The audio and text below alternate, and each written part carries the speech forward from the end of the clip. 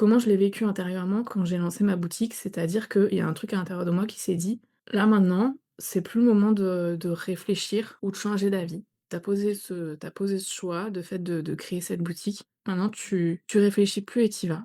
Donc j'ai fait toutes les étapes et il y en a qui m'ont vraiment coûté hyper cher, hein. Tu sais, en mode j'ai eu envie d'arrêter plein de fois. Il y avait plein de jours où j'avais pas l'énergie, mais il y avait plein de choses à faire dans le montage du projet. J'avais pas l'énergie, bah, c'est pas grave en fait, je m'asseyais devant mon ordi et je faisais ce que j'avais à faire. Je prenais mon téléphone et j'appelais les gens qu'il fallait appeler. Mais en fait, j'y mettais une énergie de dingue parce que je l'avais pas quoi et non seulement je l'avais pas, mais en plus, je me forçais à le faire. Donc il y a eu un truc où je me suis aussi fait du mal, tu vois, dans le fait de réaliser ce projet-là. J'ai mis une discipline, mais à cette époque-là, j'aurais pas pu faire autrement, en fait. C'est comme si le contexte général était pas propice pour aller regarder les choses en profondeur, tu vois? «Ah, pourquoi j'arrive pas à faire ça? Bon, moi, je vais regarder ce qu'il y a à l'intérieur de moi et qui bloque et après je le fais». Ça, aujourd'hui, on peut le faire, mais à l'époque, on pouvait pas le faire. C'était juste: «OK, allez, tu fais, tu te poses pas de questions. Tant pis si tu te fais du mal, mais ça va finir par voir le jour». Et en ça, je sais que du coup pour ce projet-là de la boutique, il y a du mieux par rapport à tous mes projets d'avant et donc ça continue, tu vois, à me faire travailler mon non-droit d'exister et le fait que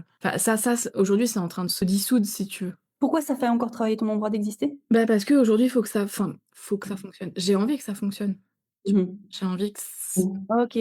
En fait, je c'est ça vient te frotter, en fait, à une pas une résistance, mais à cette blessure qui fait que tu dois aller un peu en force contre cette blessure. ça, c'est ce que j'ai fait quand j'ai monté le projet.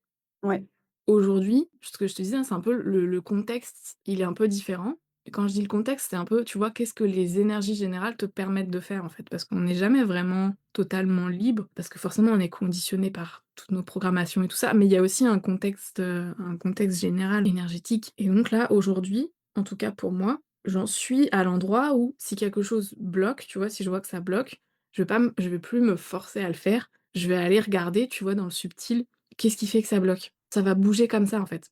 Je vais débloquer et du coup, après, je vais avoir peut-être l'énergie ou l'envie ou les idées pour faire telles et telles actions. Je vais avoir telles opportunités qui se présentent et cetera. Mais du coup, là, je suis beaucoup moins dans le forcing, je suis plus dans l'écoute plus subtile, plus profonde et voilà, un travail de fond, plus que vraiment, déployer de l'énergie pour mener des actions.